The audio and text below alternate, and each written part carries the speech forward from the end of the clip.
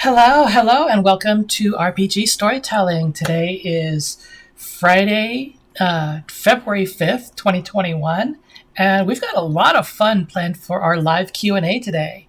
I've got my wife, Amy, on here, and we're going to be actually interviewing her about her experiences with RPGs and character creation and all of that she's experienced over the last 20 or so years of playing RPGs. But before that, I've got a couple of announcements that I want to go through. So, first Friday, hey Steph, nice to meet you. Good to see you. I'm glad you're here. So, feel free to lurk as long as you need to.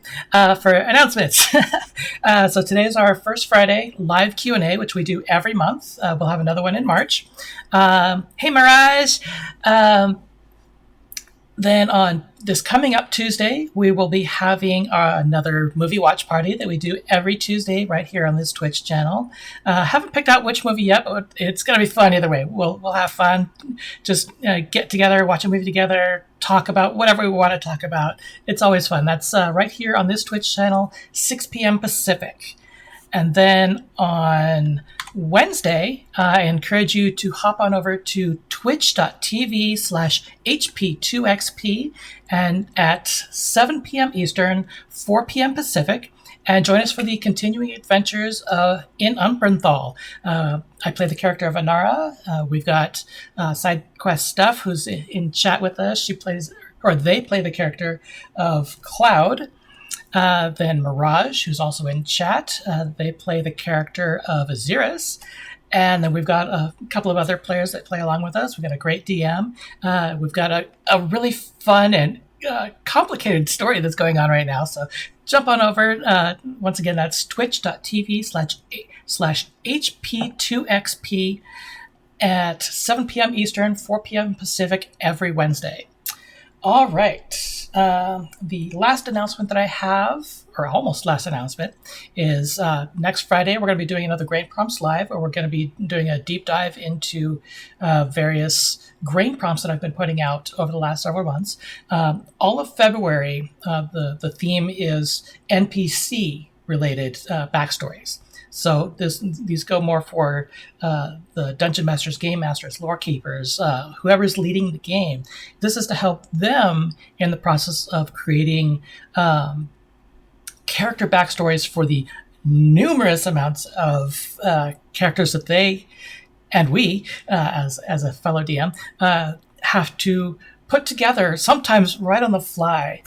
So this month is a way of helping the DMs to be able to better create backstories for the characters that they develop, especially like tavern owners and shopkeepers and villains and things that are regular occurrences within the game. So that takes care of all of our announcements. That takes all of our announcements for now. So without further ado, I'm going to bring Amy in, and we'll get our interview started. I hope you'll throw some questions at her too, because I know she loves to get as many questions as she can get, especially being a teacher or former teacher. And if there's any audio issues or anything, just please let me know in the comments. This is my first time doing a double screen, two-person thing on my side of things. So just let me know if there's any audio issues, and we'll fix them as they come up. So without further ado, let me bring in my gorgeous wife, Amy. Amy, thank you for joining us. How are you doing today? Hello. I am doing great. How are you? Oh, I'm doing wonderful. Thank you. Thanks for coming on the show today and helping us to explore the topic of creating characters in RPGs and character backstories. Thank you for having me. Of course. So first off, I want to get to know you a little bit better before we jump into all the character creation stuff. I hear through the grapevine being our cats that we share, that we love together, that you have a Ph.D. I do. What is your Ph.D. in, and where did you get it? My Ph.D. is in reproductive physiology, and I got my Ph.D. at the University of California at Davis. Wonderful. And what year did you get that? I finished that in December of 2019. Okay. And what was the topic of your study when getting your PhD? So the short version of the story is that topic was guinea pig vaginas. So if I go into a little more detail here, guinea pigs have some unique structures in their vaginas. They have this really cool little structure called a vaginal closure membrane. So basically at the sort of outside part of their vagina, where if I get a little sort of lay terms here for the non-sciencey people who are listening, where the equivalent of our vaginal lips would be, right? So they have this little structure here where their lips basically form a little closure. They kind of come together and seal up the whole outside of the vagina. And it does this for most of their cycle, and only during the equivalent of what would be our period, their ovulation. It opens up when they're receptive to the males, and then it closes again for the remainder of the entire cycle. And it does this over and over and over again for their whole life. Their cycle is about 15 days, and it's open for 2 of that.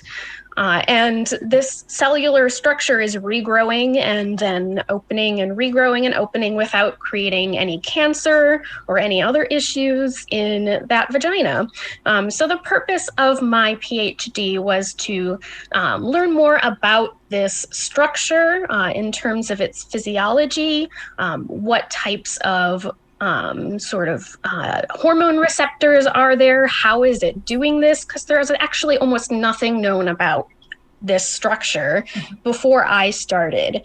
All that was really known was the basic cell type that it was, and that guinea pigs and a couple other related animals have these. I did manage to find out several things. I learned a few more things about the structure in a little more detail. I learned a few more things about exactly what hormone receptors there are and are not, which was extremely interesting. I learned some stuff about, some of that physiology that potentially actually has eventually some medical purposes, because if we learn how that cellular structure is regrowing so quickly, that those cell types are very, very similar to the type of cells that we have on our own skin. So then we could learn perhaps how to regrow and heal our own skin in a much more efficient manner for perhaps burn victims or other injuries. Very cool. Speaking of medical applications, what are you doing now that you have your PhD? Now, I have started a while ago now. It's been almost a year already, since last June, a postdoctoral internship at the Cedars-Sinai Medical Center with Dr. Margareta Pisarska. And in general, the lab works on a variety of applications in pregnancy and fetal sex differences and various different reproductive physiology applications like that. We do a lot of what's called bioinformatics. So we study genetics and use computer applications to learn more about different applications of the data that we have gathered, using very large amounts of data in order to get different information about what we've done, and gathering large amounts of data from other people as well, in order to compare our data to what has already been done. So a lot of it, luckily, even with COVID, I have been able to do from home. And speaking of COVID as well, some of it we are even trying to apply to COVID and learn if there are differences between sexes of the fetus and how COVID might be affecting women in pregnancy. Wonderful. Yeah, I can honestly say I'm extremely proud to have a wife that is among the frontline scientists that is studying the COVID topic and how best we can deal with it and hopefully eventually eliminate it. Speaking of eliminating, this is going to be a really weird transition. Speaking of eliminating, if you had to, like I said, really weird transition. If you had to eliminate all of the RPG systems that you've played and narrow it down to one favorite, what would it be? All right, I'll run with that as a transition. Like I said, really weird. Go with just one forever and ever.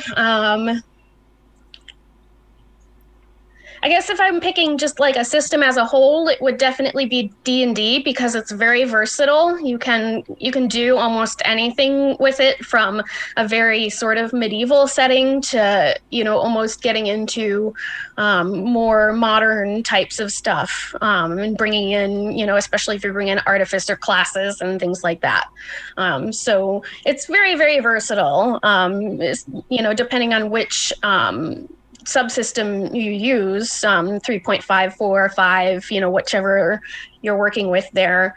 It can be really easy to tell whatever type of story that you want to tell in there. As a system, I think if it's the only one you're going to learn to play, then it's a great system to work with. It's also the newest version, 5, I think is pretty straightforward in terms of learning how to play it. Some of the previous versions were a bit more overcomplicated, so I think they had some issues there that they kind of pared down. So you would say that 5e is your favorite system so far? Yeah, I think so. I still have some special feelings for 3.5 because it was the very first thing I ever played. But 5e, I really enjoy. Okay. If there's anything about the 5e system, or let me see if I can rephrase it. Is there anything about the 5e system that you would possibly consider modifying or changing as things start slowly progressing towards a 6th edition?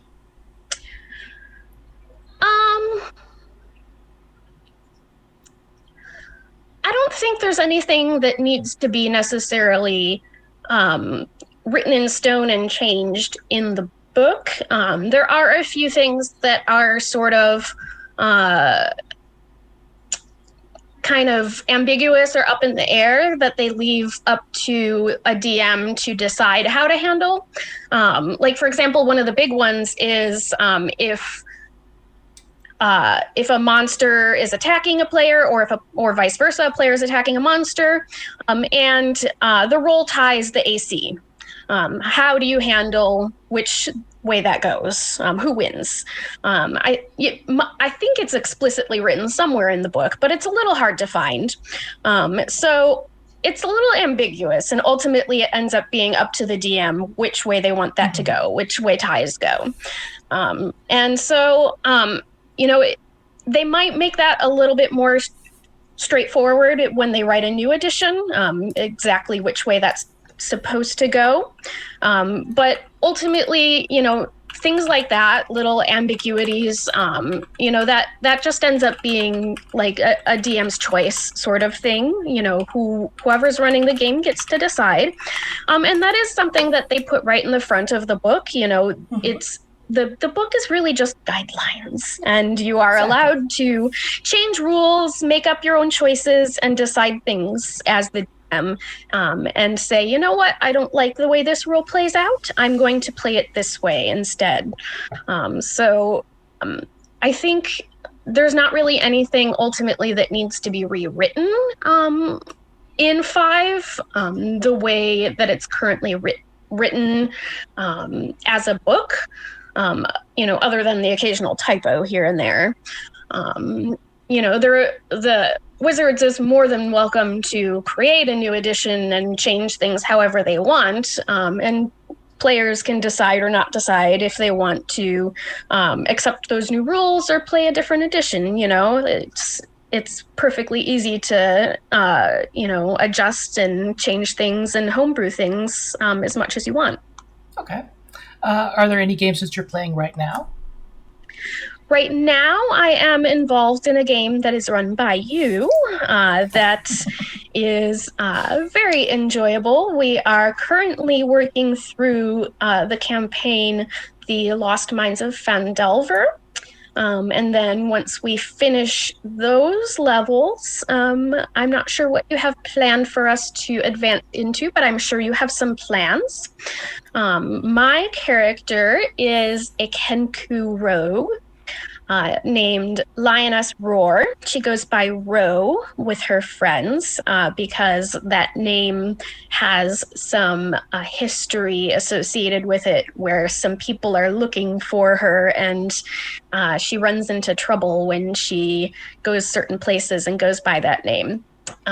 So that all gets into part of her backstory that I created with your help, actually, in part of that game. And she's a lot of fun. I'm enjoying playing her. Good. Yeah, I know that in the game that we're playing, that I'm DMing for you and our friends, you all just leveled up to level 3, and you decided on a rogue subclass that's very little known. Can you tell us more about that? Yeah. So, the subclass is, now I forget what it was called. I think it was Acolyte of the Reaper. Yes, that's what it's called, Acolyte of the Reaper.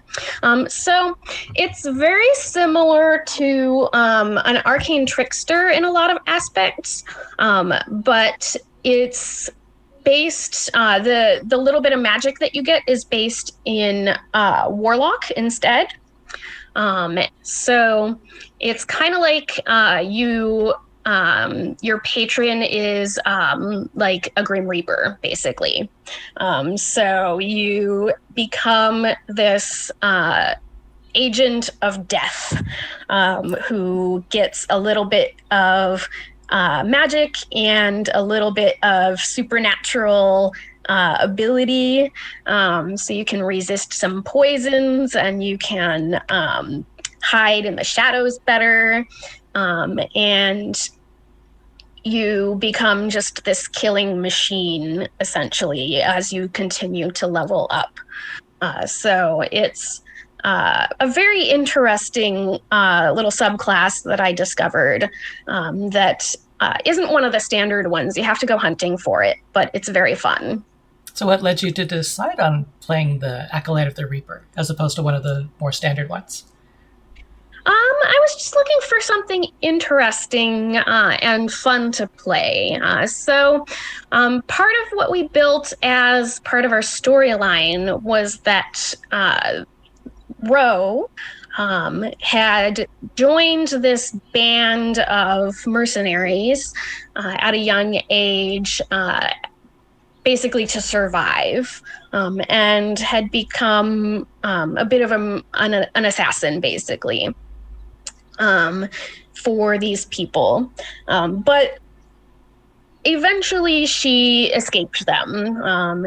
She was tricked into something, and they framed her for something, and they tried to kill her. So she had to escape that life and leave. And then when she met up with these new people that she's now with, she ended up going on a short trip, guiding this little caravan of stuff. It was supposed to be a quick, easy little job. Unfortunately, this quick, easy little job took her to a town where her former clan crew was in high numbers. So she was getting recognized there, and it started to become an issue, and they had to start facing these people. So that's bringing part of that story back into her life. So I wanted to pick a subclass that kind of enhanced that assassin storyline that she already had.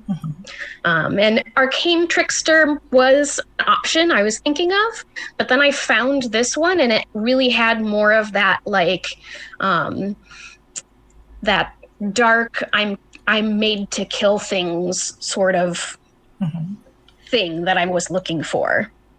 I like it. Let's see. Where do I go from there? So many questions. So we know you like to kill things. Well, that character does, not necessarily, Welcome back, Mirage.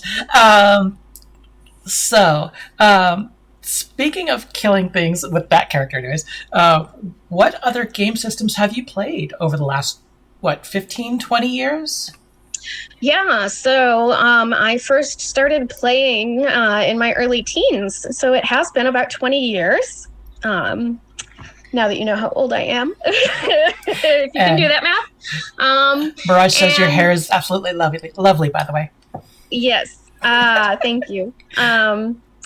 So I started out with D&D 3.5. I've also played 4 and 5.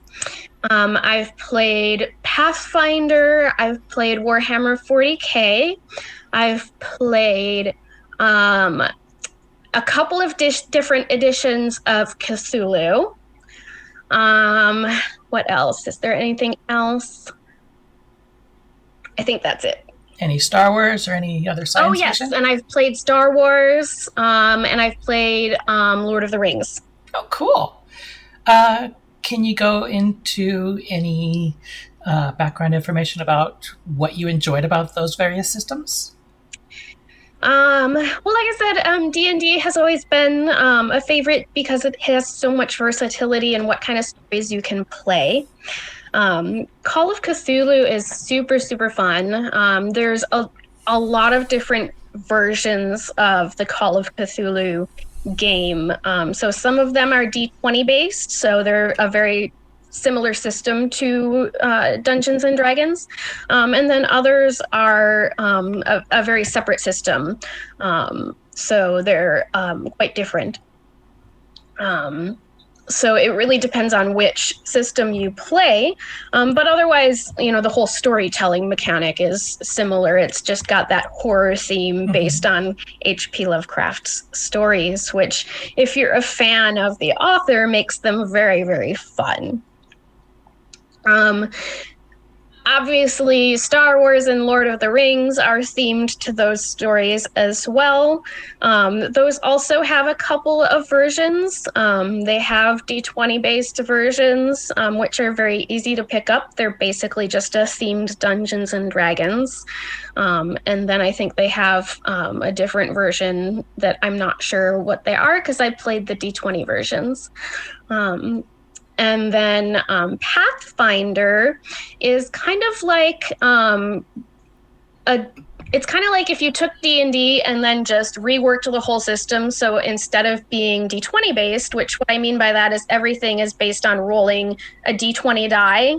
So all your figuring out, all your attack rolls, all your stat rolls, everything like that is based around rolling a D20, right, in D&D.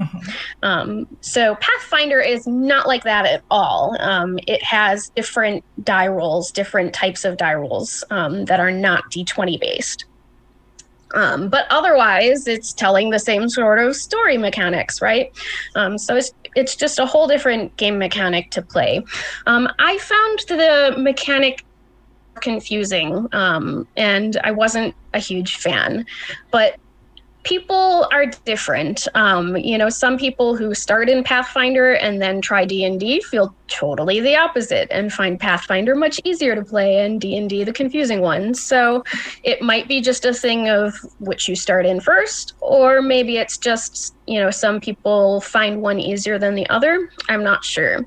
But, it's just it's great to know that there are multiple systems out there. So if you love the idea of role playing but find a certain system just too confusing to work with, there are other options out there that you can try and keep finding something that works. Wonderful. You said you got started in your teens playing. I can't remember if I missed it or not, but did you ever say what game you've played first and who introduced you to that game? Yeah, so my very first game type was a Dungeons and Dragons 3.5. My brother was actually the person who introduced me to playing. He had started playing first with a bunch of friends of his, and then I got introduced to it from there. It was one of the few things that we did that we kind of got along with on.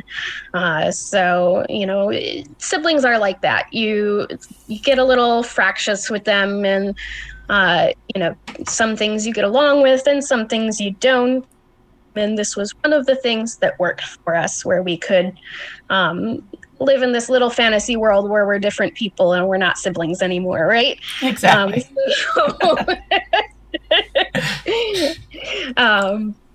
But yeah, it was fun. That was back in the day where everything was pencil and paper and calculators, and there were no fancy computers to help us. So there was no Roll20 back then. Real pencil and paper play. So that was a lot of fun. Speaking of pencil and paper versus computer systems, which do you prefer, and what do you think of the evolution of game mechanics to the point of going from the paper and pencil to the computer? So I really actually find, especially like programs like D&D Beyond, I find that very helpful, actually, in terms of keeping track of everything. Like I mentioned, if you have never played that way before, if you're very used to the game, we used to actually print out that whole little sheet and do all the calculations by hand and write it all down. And then every time you level up, you have to erase it and change the number after you calculate everything, and all of that kind of stuff. If you were really fancy, you would laminate it and do a little marker, so you could rewrite it that way. But most of us did pencil. And every now and then you'd have to reprint it out a new sheet because it'd be all erased all over and messed up, But,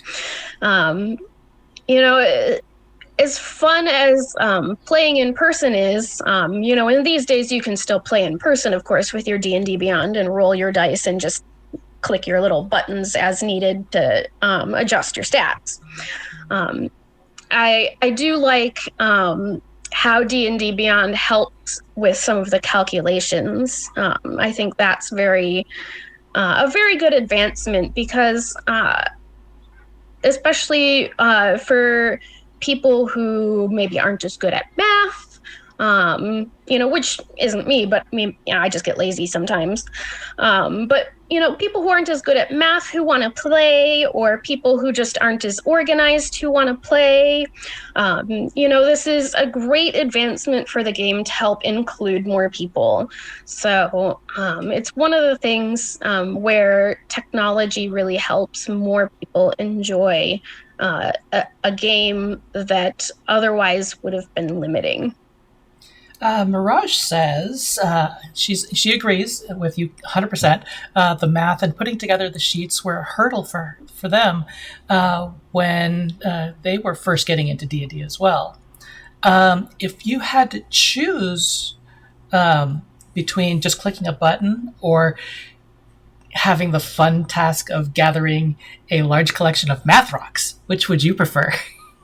I still love rolling the actual dice when it comes to the actual gameplay. So if I had to choose, I would do what Critical Role does, and I would keep my sheet on D&D Beyond, but then I would roll the physical dice for the actual main gameplay rolls. I personally, I 100% agree. I love my math rocks. It's just fun getting to hear them, getting to feel the texture of them in your hand, getting to have the various different styles of dice and math rocks, or whatever you want to call them. I like math rocks. Do you have any tactile favoritism for math rocks? Weird question, I know. Do you mean like a favorite set or anything like that? Is that where you're going? Favorite set, favorite style, favorite look and feel? I really like the fancy ones with like little designs on them. I like them to be sparkly. The metal ones are really cool because they got so much weight to them, and they really feel like they're doing something. So that's always fun. The plastic has gotten so cheap these days, which I'm sure, in the next couple decades will drastically change as oil becomes scarce, but that's a different story. But right now, plastic is so cheap that you can just collect heaps of plastic dice and just have this giant bag of them, which is its own fun thing. But, I do think there is something special about, the weighty metal dice that you can just clunk, clunk, clunk, clunk, Do you ever see yourself possibly following in Laura Bailey's footsteps and having a huge bag of dice? I do think that would be enjoyable. And then, if you have a certain one that's just not rolling well for you, you can, you're in jail now and I pick you instead. And I'm so much the same way. I love my dice. Mirage would like to know, what is the most complicated character you've ever played? Complicated. I played about a 2-year-long Call of Cthulhu game where I had a character who was an investigator in the 1920s, and she also had some latent psychic abilities that started developing as she came into contact with these occult objects that we were investigating. So over the course of the game, she was both going slowly insane from these occult objects, but slowly developing telekinesis and other abilities. She didn't know, partly what was happening to her. So that was driving, the changes in her mental state. And she also was unsure if these objects were causing it or if it was something that was in her all along. So that was driving, changes in her mental state. And then ultimately we faced off with this monstrous being, and it ended in a TPK, of course, which is, a whole other story. It's Cthulhu, it's supposed to. Yeah. But it was a beautiful battle. It was amazing. So she was a wonderful character. That was fantastic. Wonderful. Speaking of characters, we discovered a few questions back that you love to kill things. Outside of killing things in actual combat, like the actual mechanics of the combat, what are your feelings about role-playing, and do you like to fully inhabit your character, like using their voice, using their way of speaking, and like doing everything as your character instead of you playing a character?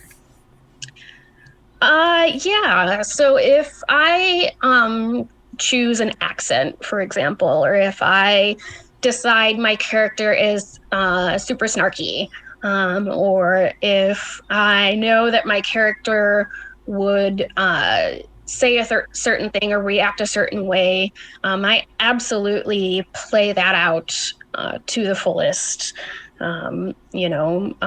Regardless of where we are, in combat, out of combat, I I play my character exactly the way that they would be played, and I try to fully inhabit all of that. So if my character would say or do a certain thing, even if it's not necessarily the best choice for the party as a whole, I absolutely go for that and do exactly what the character would do.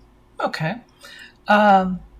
So speaking of role-playing and inhabiting your character, how do you go about creating backstories for your character so that you can inhabit them? I start with just the absolute basics. So, like with the current character that I'm playing, Ro, I started with just the absolute basics of her being Kenku Rogue. So, as a rogue and a Kenku, she's going to have some kind of background that takes advantage of that class. So I tend to work directly with the DM so that I can fit something into the storyline that they want to create.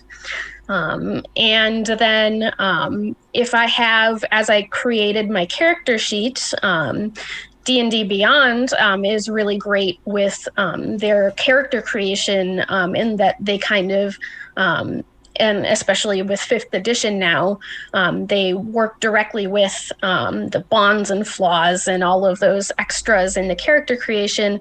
You can add those in really easily. So depending on what I've chosen there as well, I kind of try to add that into the story at that point as well. So I take those items, I take any little bits of storyline that I might have taken from the DM, and I start to kind of piece those all together.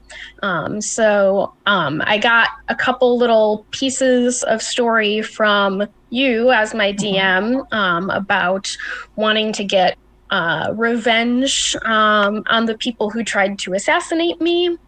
And I had, some pieces about myself in my character creation, about being a type of person who can't resist shiny things whenever I go into a room, for example. Typical rogue. Those kinds of things. And I started to create this person who, is a bit mischievous, a bit sort of sarcastic and snarky from her experiences in the past, a bit sort of just kind of lost her faith in a lot of people, but is looking for opportunity wherever she does see it, to just sort of improve her life. She's not going to completely destroy, good people if she can avoid it. But if, a really evil rich person leaves their purse, unattended, and I can just kind of reach over and, oh, now it's mine, huh? Then that's gonna happen, right? Exactly. But if a perfectly nice old man is just minding his own business, I'm just gonna leave him alone, right? Because I'm not a totally awful person. So that's kind of where my little bubble is at this moment. I'm just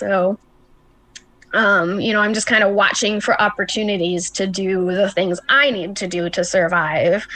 And I ended up with these people that kind of allow me to do that. And I'm kind of made her a bit reserved about telling too much about herself, because she is kind of unsure, who betrayed her in the past and things like that. As well. So, there's pieces of different story elements that you can take and say, oh, well, if this happened, what would you feel, like me as a human being? If this happened to me, what would I feel? What would I do? And then you can put that into your character. Okay. Speaking of which, how much of yourself do you put into your character and play through your character? It really depends on the story that I'm creating and who it is. The Kenku that I'm playing, I would say there's a little bit of me in there. I can be kind of snarky and sarcastic sometimes, so that part is definitely a little bit me. But obviously, I'm not like some murderous revenge assassin. That part I'm kind of having to come up with and create. It's a little bit mixed depending on exactly who I'm creating. Okay. Let's see. I'm trying to think what other questions I might have. Chat, if you got any questions for Amy, feel free to throw them in the chat and I'll throw them her way. Do you have any favorite memories of playing or in-game play? I really just, I cherish all of my memories of when I was younger, and was playing with friends in high school, and my brother. It was one of the few things we did together that we really got along with at that age. So those are all really great memories. I didn't have a ton of friends at that age, so that was definitely one of the things that I have a lot of good memories of from that age. Over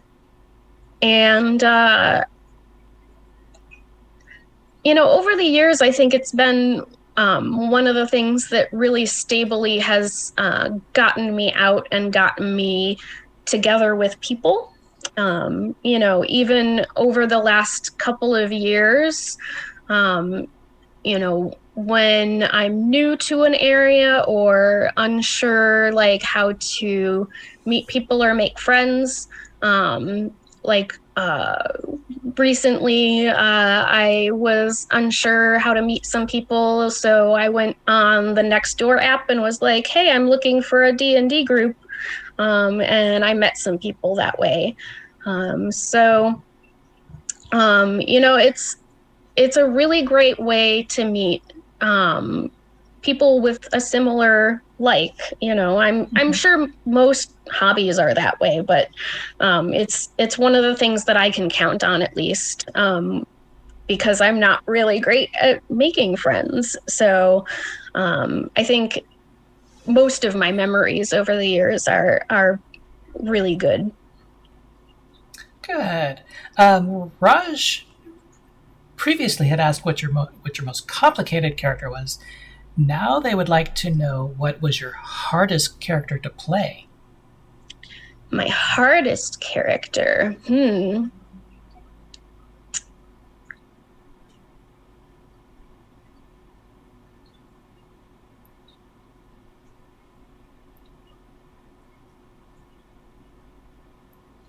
I don't know. Were there any that were maybe harder emotionally to play or psychologically to play?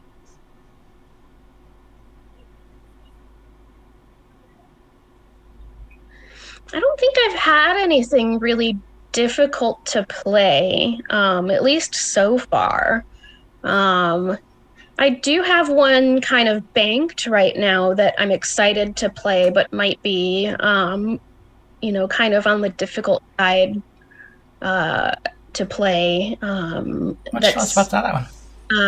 Her name is Dagger Paws, and she is a tabaxi, and she is a blood hunter, which is one of the newer classes created by Matt Mercer.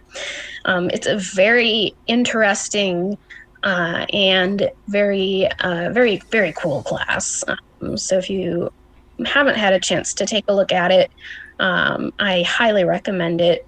It's been in Critical Role. I believe both campaigns have had a Blood Hunter now, right? Just the second campaign, and that was just temporarily. That was Oh, played. okay. Taliesin Jaffe played the character of Molly Mock Tea Leaf, which was the Blood Hunter. Gotcha. So yes, if you want to see a Blood Hunter in action, you can check out the beginning part of the second campaign, I believe, to see Molly in action. And so anyway, back to Dagger Paws. I don't want to give too much away in case I ever get a chance to play her. But she is a Tabaxi blood hunter who has some history basically with her Tabaxi clan that ended up with her getting kicked out. I create a lot of characters that get basically kicked out of somewhere. It's kind of a thing. I don't know why. And then she ends up roaming around looking for redemption, basically. But her whole thing, the whole blood hunter thing in general, is that they use blood magic to basically hurt the people they're attacking. So they use their own blood, literally their own hit points, to generate magical spells to hurt whoever they're doing.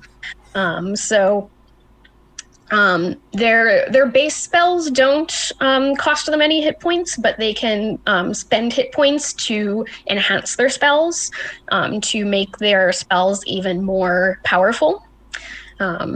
And so her whole thing is that when she is doing stuff like that, she just takes her claws and just kind of rakes them across her arms in front of whoever she is attacking. With this sort of intimidating stare. So she has scars all up and down her arms. Cool. So kind of translating that into Mirage's question, what about Daggerpaw do you consider to be a hard thing to play? So I am a former self-harm person. I used to have some issues with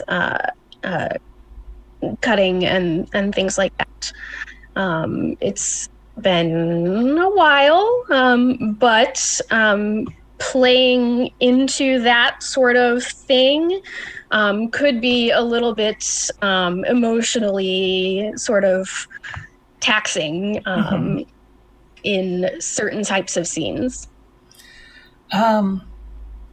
Yeah, things like that can definitely be triggering for the player to be able to have to play a character that utilizes some of that same thing, for lack of a better way of putting it,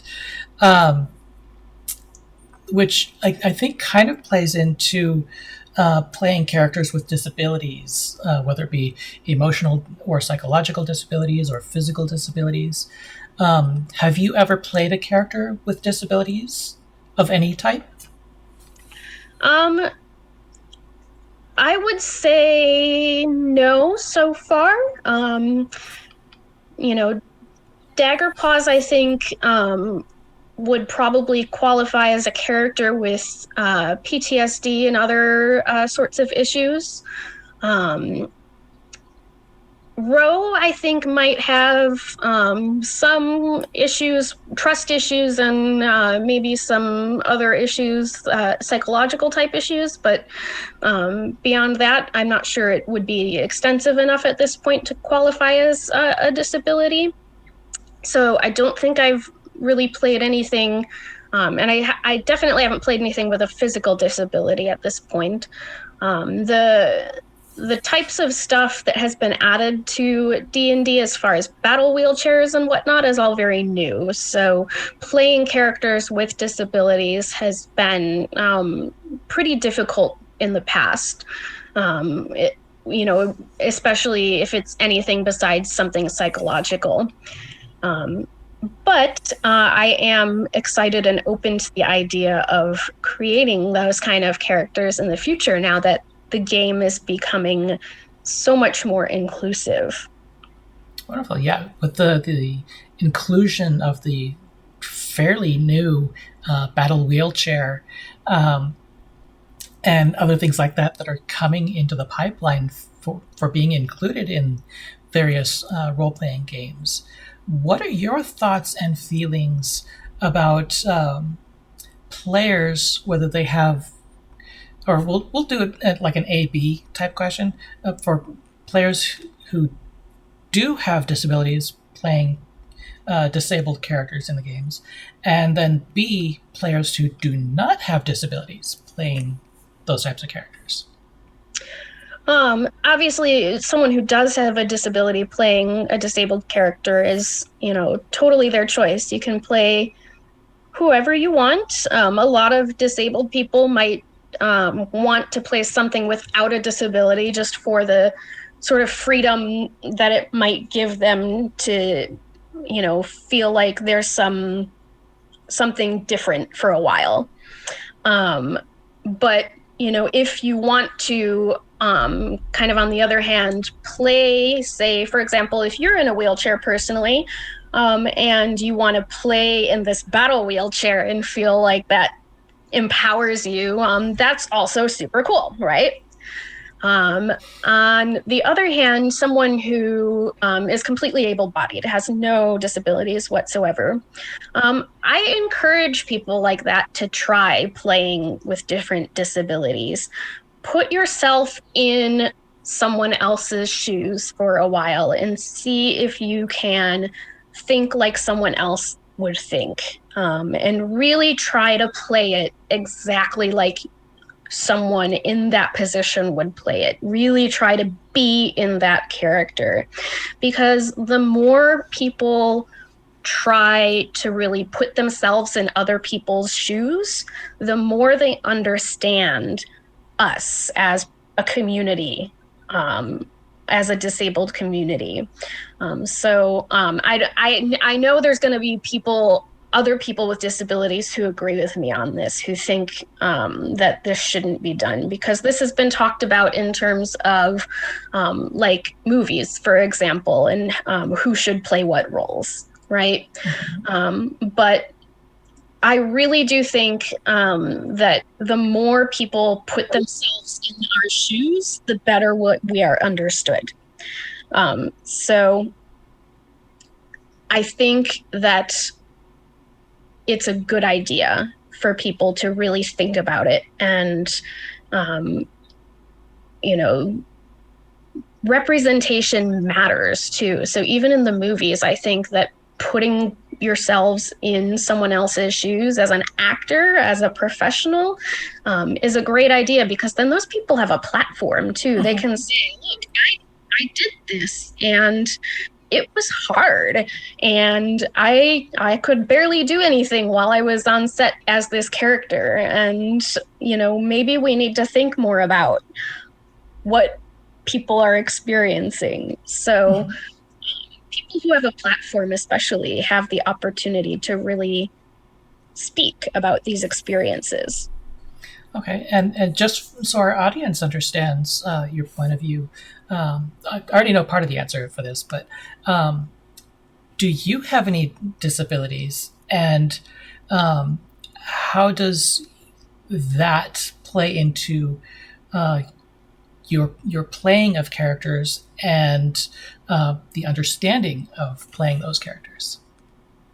I do. So I have several medical conditions that cause me some physical and mental, what I would call disabilities, on both accounts. None of it is immediately outwardly visible. So I'm not in a wheelchair. or anything like that. I do sometimes require braces on my joints that can be visible, but for the most part, 95% of the time, it's not something that's visible. So I have what's called an invisible illness or disability, which is more people than you would think. People, when they think about disabilities, they think about, a person in a wheelchair. Which is partly the fault of the symbol, So it's really unfortunate that the symbol, which is used on parking and a few other things, is what it is, because it really kind of marginalizes a large portion of the community. I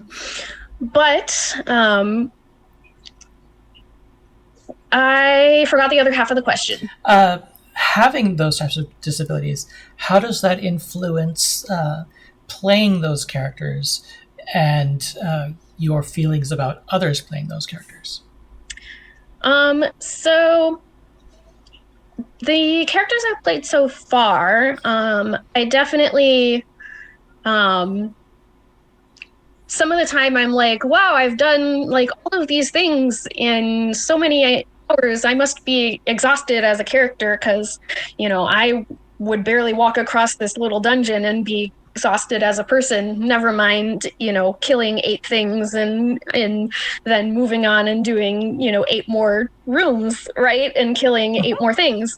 So, it really kind of puts into perspective, how much I think my character can do. And when I would ask the other players, oh, should we rest? Should we do this? What should we do?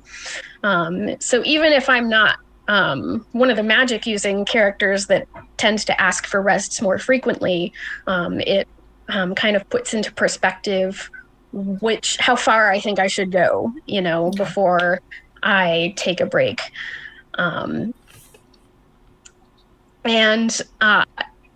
I think, like I said, that everyone should really try different types of characters and put yourself in different types of people's shoes. Especially if you're from a really small town with like all the same kind of people. Like if you're a white person that grew up in a small white town and you have not met a lot of other different kinds of people, playing a role-playing game where you can try to put yourself in different types of people's shoes is a great way to really learn about, okay, what would this kind of person think and do? What would this kind of person think and do? And it can help you learn about different kinds of communities. Just really make an effort to put yourself out there and think about more than just how your little tiny community thinks and does things, because it helps then to, when you interact with others, understand why they're doing what they're doing. Okay. That actually kind of leads me into something the Mirage just said in chat. They say one of their favorite characters that they've played is a fighter that is both blind and mute.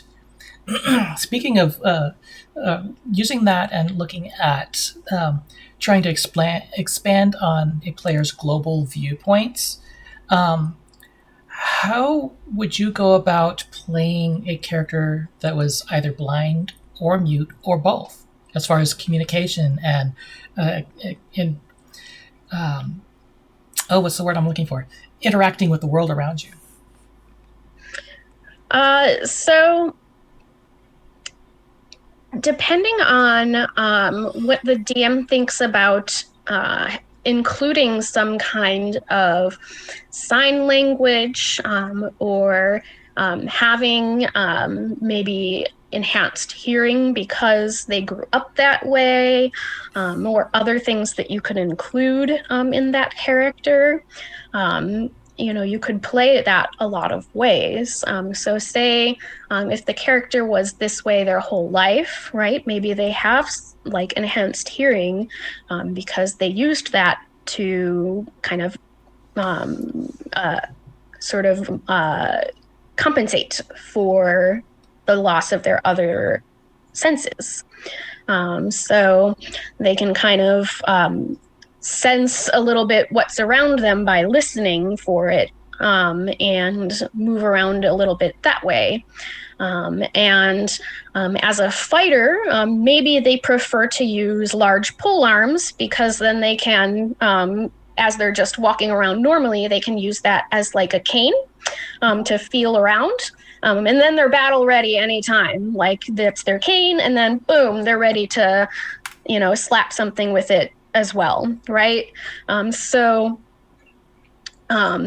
a lot of ways they can play that out, and kind of make it so that they can both move effectively and do what they need to do. Or maybe they have an additional sort of companion also that helps them out a little bit. So there's additional things that they could do. Okay. Let's see. I'm trying to think if I have any other questions. Chat, if you have any other questions, feel free to throw them in the chat. But for the time being, I'm going to open it up to you, Amy. Do you have any questions for me? Let's see. In the role-playing and character development you've seen from me so far, out of all of the games that we've played together, what has been your favorite moment? Favorite moment of Row? Let's see. Oh, so many memories. We've played a grand total of, 3-4 sessions now? Let's see. Personally, I think my favorite has been your role playing, as opposed to your combat side. As far as digging into your character and really exploring what their backstory is and how that fits within the world your character's inhabiting. Like there was one of the small little battles that you had 1 or 2 sessions ago. Your character Ro encountered a ruffian that they knew, or the ruffian knew your character, and I loved how you were able to use that connection and that knowledge of each other to antagonize one another. Basically, it was really good role playing that I really enjoyed.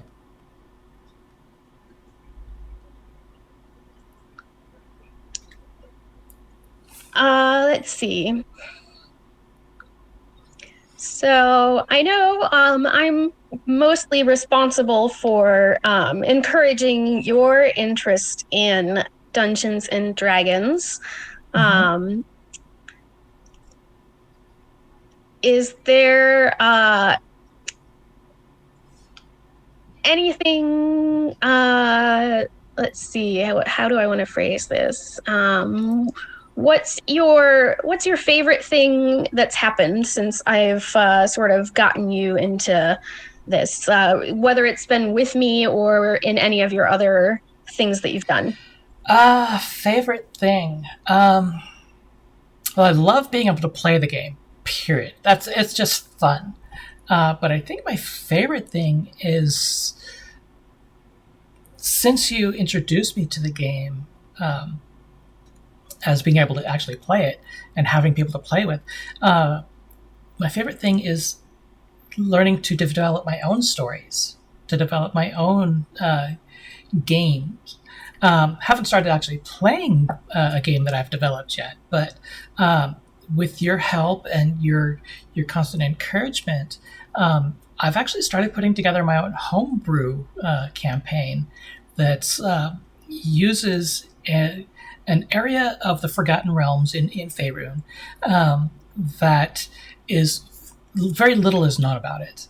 It's an ancient empire. It's most of the cities and whatever, and the civilization has gone into ruin. There's almost nothing left of it, but it was a huge, magically important civilization that it encompassed a huge area on the map, and that empire, which is called the Imaskari Empire, has, in one way or another, influenced the rest of the Forgotten Realms, both east and west, all the way over to the Sword Coast and the islands, and all the way over to the Asian side of the continent.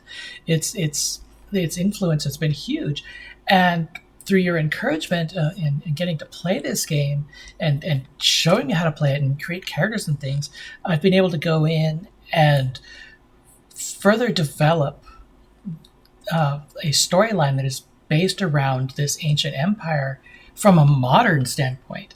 So it's basically characters going into the ruins and discovering that it's not just ruins. Well, I don't want to give away too much, but it's still a living civilization just in hiding, which you'll discover once we actually get to start playing that game. So yeah, that's been my favorite thing. Yes. Yeah. For those of you that are interested, that's the game that Daggerpaw is going to be in, the Blood Hunter, that Amy's going to be playing. Mirage says over in chat, they just had a really great conversation with their friend about D&D and tabletop RPGs being a great platform for people to explore their gender and sexual identity, even well before they're aware themselves. Have either of you, meaning Amy and I, ever experienced this? I'll open it up for you first.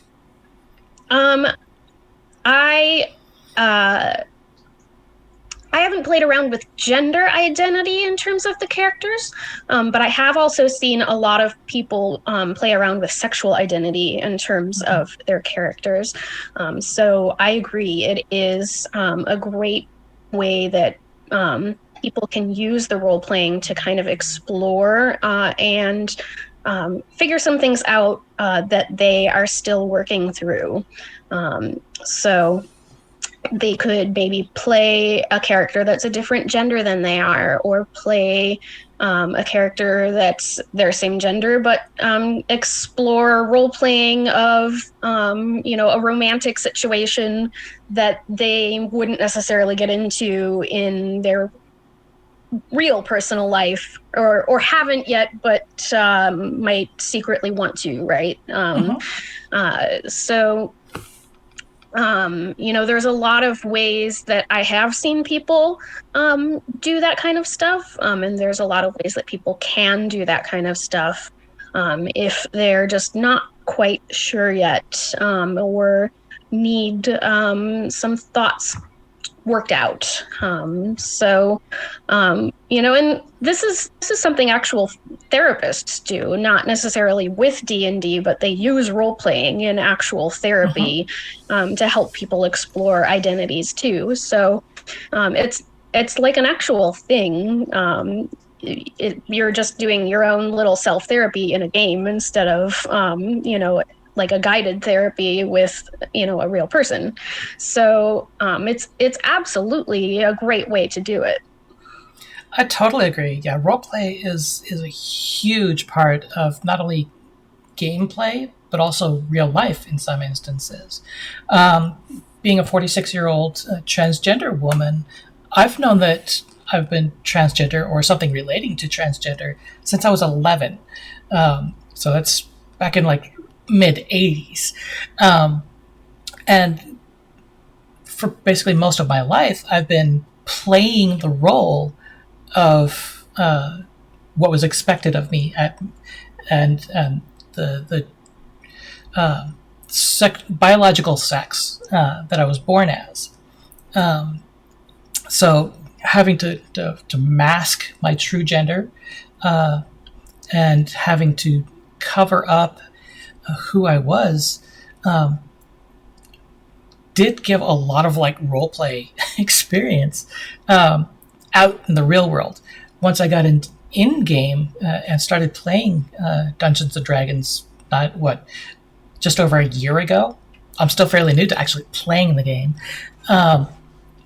It's been a great chance to explore not only my gender and my sexuality, but a great way to kind of inspire others to do the same thing. As far as, even though you may not personally as a player identify a certain way, you can use the role playing to both come to an understanding of what those identities mean. Sometimes it's a way to help you learn your own identities, but it's a large part of helping you to understand other people's identities and both gender and sexuality. I know that my character Anara that I play on Wednesday nights over on HP2 XP, I personally am lesbian. Anara is actually bisexual or pansexual, as the case may be. So it's giving me a chance to explore that identity and how to navigate, or how Anara can navigate being attracted to and interested in both genders or all genders, regardless of, in Dungeons and Dragons, regardless of the race. So I've had a couple of conversations with some of the other players. I'm not going to name names because that'll come out in gameplay, but there are possibilities for different directions that these romantic and or sexual type of relationships can go. So I'm looking forward to actually getting a chance to explore that. Mm-hmm. And speaking of masking, that kind of behavior is something that people on the spectrum do in their daily lives as well. And by spectrum, explain what you mean by spectrum. Spectrum is something that we use to refer to, mostly refer to people who are autistic, on the autism spectrum. But anyone who is non-neurotypical really tends to use spectrum as part of their language, which can include ADHD and a few other traumatic brain injury. Yes, a few other things under that umbrella as well.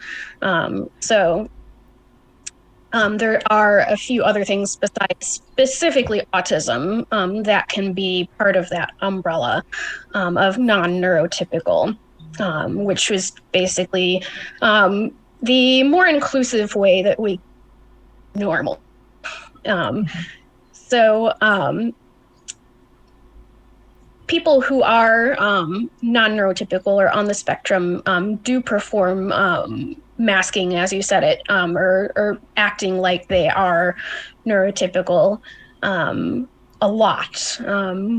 Depending on what kind of therapy you've gone through or when you were diagnosed, it is often expected to be a little bit performative in regular society like that. And so it can be relieving to play a character who is more like yourself in that way, and drop those masks. So that's another way that you can explore who you are as a character. Okay. That actually kind of leads me into another question for you, Amy. Would you ever consider playing a character and actually designing a character and character backstory and everything that closely mimicked your identities? Both gender, sexuality, non-neurotypical, disabilities, etc. I think that could be interesting. It depends on exactly what the storyline is, and what might be going on there. I don't think I would ever play a character that is like 100% completely me, but including some parts like that, like maybe say just one thing, like, okay, this character will be non-neurotypical, or this character will have this disability. Including certain parts, definitely I do think is interesting, but I don't think I would ever do a character that is 100% all from me, because I play me all the time. So, it might be interesting for like a one shot, but not for a whole campaign. Okay.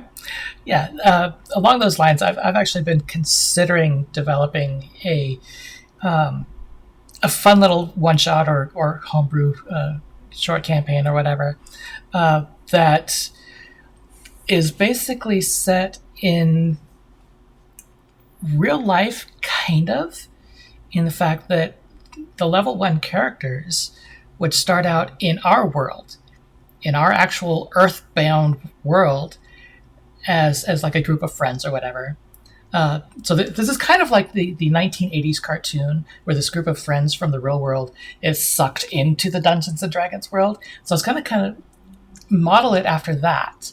If you were in that situation as one of this group of friends, as yourself, what type of role would you see yourself as, and how do you think you would be able to play that? Like what class and whatnot do you think I would end up as? Yeah, because you'd be human, obviously, but you'd get to, for lack of a better way of putting it, choose your own class.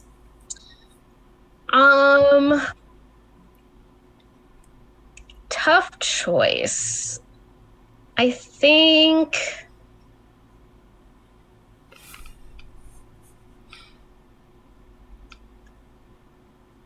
Druid would probably be a good class for me because I really love animals and I really love nature. So that would probably be a really fun class to play on that side of me. Yeah, I can definitely see that. With your gorgeous red hair and everything, I can easily see you quickly becoming a Keyleth type character from Critical Role. Red hair, gorgeous. Druid, always turning herself into a cat. I can very, very easily see that. For me, I would say, just because I like being in the shadows, I like being more the quiet side of things, I could easily see myself becoming a rogue type character. But at the same time, I do like music, I like poetry, I like writing, I like stories and everything. So I could also see myself as maybe being a bard at the same time. So maybe like a bard druid combination, or a bard rogue combination. So yeah. Did you have any other questions for me, Amy? That's all I can think of. All right. In that case, I think we're going to go ahead and close up for today. We've been going for a little over an hour now. So I want to thank everybody in our chat for joining us and for all the great questions and everything that you've funneled through to Amy. So we're going to be doing this again in March. It was a ton of fun. I'm going to see if I can get another person to interview for our our first Friday in March. Mirage, I'm kind of looking at you for possibilities, but I'll talk to you about that later. And then something else we got in the works for our live shows. Not sure if it's going to be in March or April. Just depends on what we can put together. We might actually be doing a murder mystery type party with a bunch of friends here live on this Twitch channel. It's going to be something we'll do as a fun little group activity, but we'll display it for all of you at the same time. So until Tuesday, which is our movie watch party, 6 p.m. Pacific, right here on this channel, I hope that you guys have a wonderful weekend. Make sure you're staying safe, social distancing as needed, wearing a mask anytime you're around other people. If you are eligible to get it yet, go ahead and get your vaccine for the COVID, because we need all the help we can get to help Amy defeat this COVID-19 and get it out of existence. So until next time, I want to thank you all for coming by, and we'll see you next time. Bye-bye.